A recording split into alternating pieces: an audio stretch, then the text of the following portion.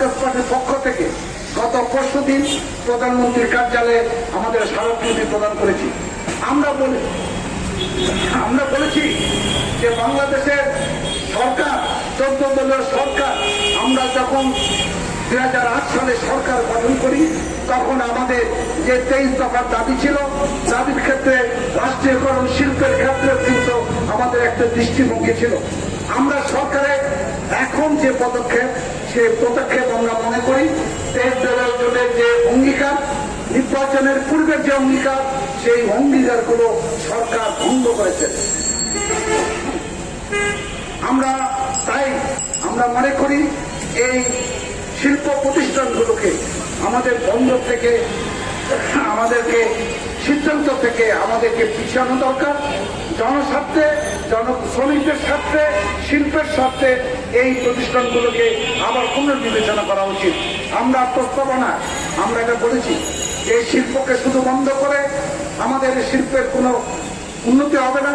যদি এই শিল্পগুলোকে আধুনিকরণ করা হয়, এই শিল্পগুলোকে যদি বেশি উৎপাদন করে নতুন প্রযুক্তি আমাদের বিনিয়োগ করা হয়, তাহলে আমরা বিশ্বাস করি এই শিল্প সময় বাংলাদেশের সোনালী আজ হিসাবে প্রতিষ্ঠান, আমাদের বৈদেশিক মুদ্রা আরো বেশি বৈদেশিক মুদ্রা আমাদের অর্জন করা সম্ভব।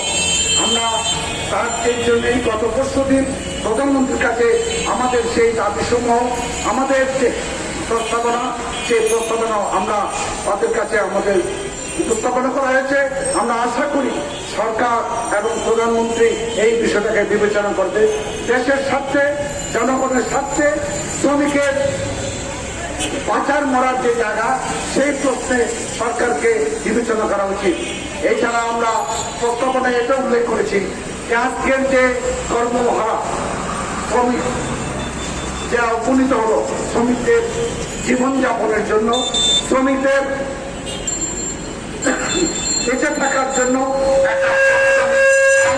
প্রদান করার জন্য সরকারের কাছে আমরা দাবি করেছি। সেই দাবিগুলোকে জোরালো করার জন্যই আমরা বাংলাদেশের ওয়ার্কার্স পার্টির পক্ষ থেকে সারা দেশব্যাপী একই সঙ্গে আমরা সেই মানববন্ধন আমরা করতে যাচ্ছি, সরকারের কাছে দাবি করছি এবং সরকারের কাছে আমরা প্রস্তাব হিসাবে যে উত্থাপন করছি সেগুলোকে বাস্তবায়িত করার জন্য অনুরোধ জানাচ্ছি। সাথী বন্ধুগণ, পাশাপাশি বাংলাদেশের স্বাস্থ্যসেবা আমরা লক্ষ্য করছি, বাংলাদেশের করোনার মধ্যে দিয়ে আমাদের কিন্তু বাংলাদেশের স্বাস্থ্যসেবার একটি স্বচ্ছ চিত্র আমাদের সামনে উঠে আসছে। আমরা লক্ষ্য করি ওষুধে ভেজাল, আমাদের পিপিআই ভেজাল, আমাদের মাস্কে ভেজাল। কে করছে?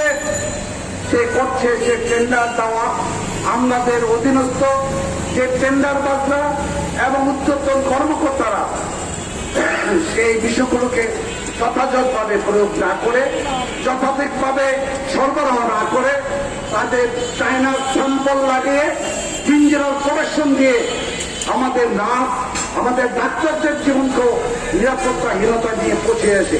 আমরা মনে করি এই স্বাস্থ্যসেবার ক্ষেত্রে যে দুর্নীতি, স্বাস্থ্যসেবার ক্ষেত্রে যে অনিয়ম, স্বাস্থ্য ব্যবস্থার ক্ষেত্রে যে অব্যবস্থাপনা, সেই বিষয়গুলোকেও আমরা ধিক্কার জানাই সরকারের এই পদক্ষেপ।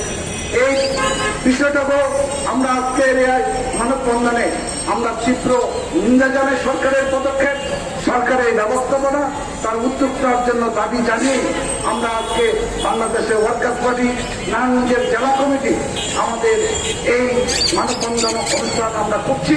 সেই অনুষ্ঠানে সংগ্রামী সভাপতি কমরেড হাফিজুর রহমান আজকে সভার সভাপতিত্ব করবেন। পাট ও পাট শিল্প রক্ষা, চাকরিজীবীদের রাষ্ট্রায়ত্ত সাহায্য প্রদান, স্বাস্থ্য খাতের আপনারা শুনেছেন সরকার জুলাই মাসের 1 তারিখ থেকে বাংলাদেশের